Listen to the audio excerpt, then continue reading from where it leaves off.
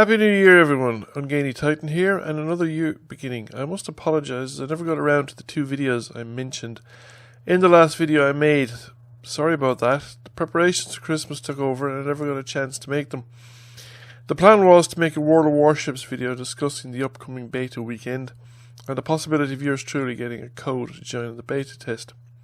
Sadly, I never got any such code, and so I know no more about it than I did before. Not that I probably would have been allowed to say much. The end result is all I know what was released on the topic by the mighty Jingles in a recent video. I would have been able to hope, though, to sort of make an informed commentary about the kind of information that he had actually released. The main points being from his video was that there were only 7 tiers and no aircraft carriers, at least for the moment.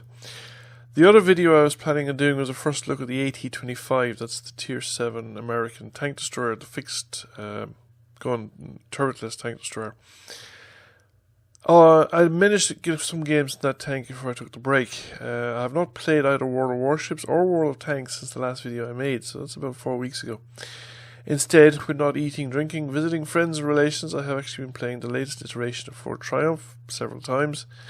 I will be making a video on that topic in the near future, and a couple of games of Arkham Horror 3rd Edition, the board game, and a lot of Civ 6. I've really managed to get my teeth into Civ 6 this time, the first time that I've felt a real handle on the game. Now that I have some understanding of how the game works, I'm really having fun with it. I'm looking forward to the Gathering Storm expansion in February, and I intend to play some more to have a hand on the base civilizations before the expansion is released. Never got into Civ 5 in the same way. It was a big change. The AI was too reliant on war to take down the player, not very good at it, in my opinion. I thought Civ 5 was a bit too easy in many respects. The AI in Civ 6 is not much better at war, but it is a better challenge otherwise, in my opinion. And I think the fact that the AI in Civ 6 so far is really bad at war, in fact I think it's not much better than the Civ 5 AI, it does reinforce my view that one should switch off dominance as a victory mode, especially for the lower level tiers that I play at. I generally play at Prince. I'm playing it now at Prince. I probably could step it up to the next level.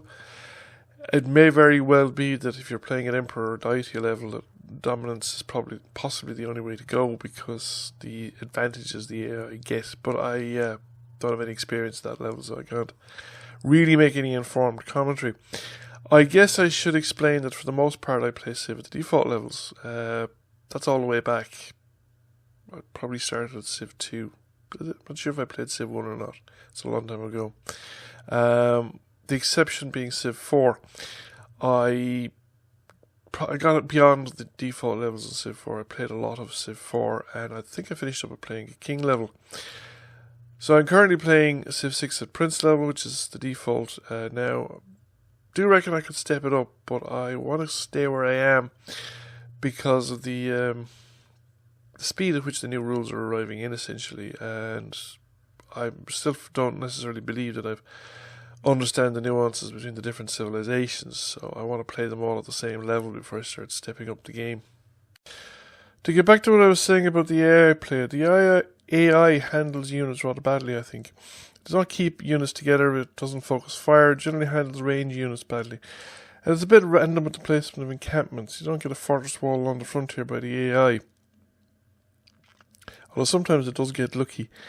If I get a good start, I generally win on a science victory on turn 400 or so. Cultural victory somewhat later, no guarantee, but I would be ahead in points. Recently I tried for a dominance game, managed to win around 330 turns or so, and a religious win actually somewhat earlier than that. In that game it helped, I think, that I destroyed one civ very early on and almost wiped out another one. I noticed the AIs don't recover from loss of cities early very well. But I think the game over rewards military action. I got a much better final score and ranking on the game that I won by dominance than in the game that I won by religion, despite the fact that I won the religion game 70 or 80 turns earlier than the dominance game. And I want to have a very good look at the base game civilizations before the rule changes comes in from the expansion and I have to play with different rules. Probably means playing a lot less World of Tanks and World of Warships. I do have plenty of videos already to share from World of Warships, so we'll see how that gets on, because trouble is, of course, when I start playing World of Tanks, I tend to stick with it. Kind of the rest of the day is spent playing World of Tanks once I start. I do not plan to do any Civilization videos. I think it would require a long video to do justice to a Civilization game. Though if people are interested in Civilization videos, they can let me know in the comments, or if they're interested in Civilization streaming, I would sort of bear in mind to it for the future. I do think things will change on that line in the near future. I had 2 salespeople from a rival ISP, so internet service provider, called to my door offering fibre broadband to me. They said it was live in the area for the last 2 weeks. This is before Christmas.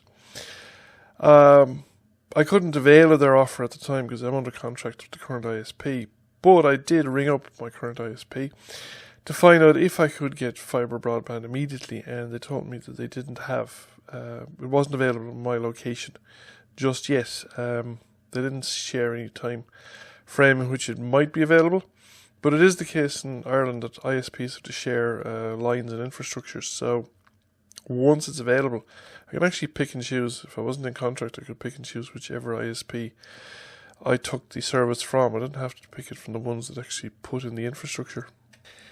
Since I haven't been following World of Tanks very closely in the last couple of weeks, I haven't even been on the portal site or the discussion forums. I knew though there has been a new update, or at least there was an update due, which among other things offered a better replay service. I did see Retro Jules' video on this topic.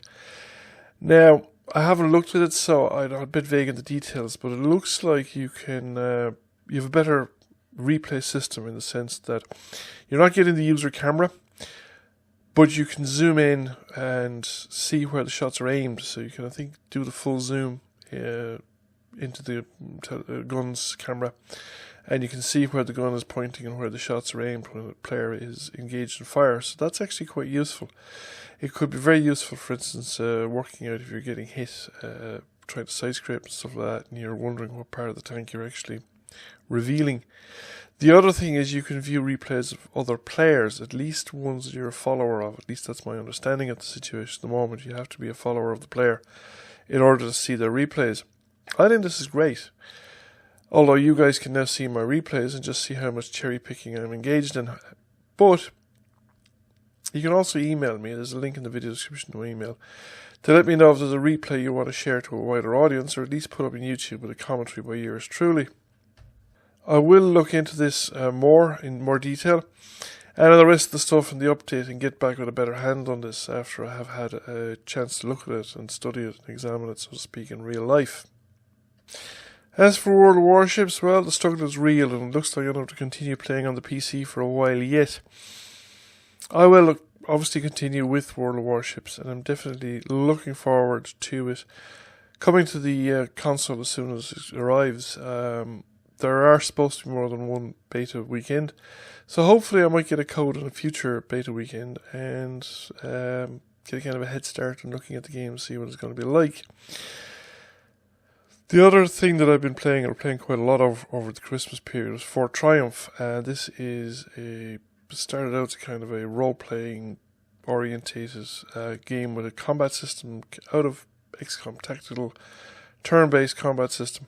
I've done a few videos of it previously, and I think it's well worth another look. I'm going to do a full video to do justice to the current state of the game. Now, there's a lot of changes, and there's been some sort of a change, you would say, in the way the game is going to be played out in the end.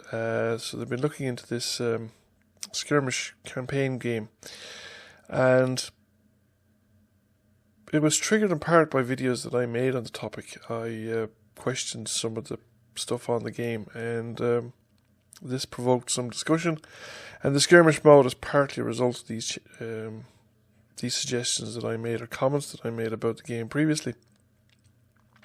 I'm very interested to note how the skirmish game will integrate with the original story mode. However, in the current form, it's well worth checking out, and I would definitely recommend having a look. I will link again in the video description to the Steam version of the game. The other thing I was playing over Christmas was Arkham Horror 3rd Edition. I think I really like it. I'm really into it. I would actually like to try it solo. I'm curious to know how it would work. I would highly recommend it.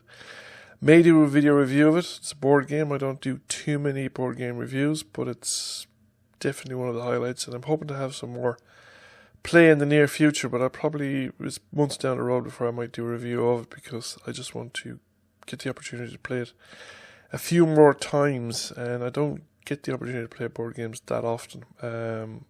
So it will be a while before I have the opportunity to play it again with a group. That's pretty much it, folks. So thank you for listening to my channel and watching my videos. Thanks for anybody that joined in 2018 and the few that joined in the last month. And I hope to see more of you over the course of 2019. We will look forward to the future with anticipation. Bye for now. I will catch you all again soon.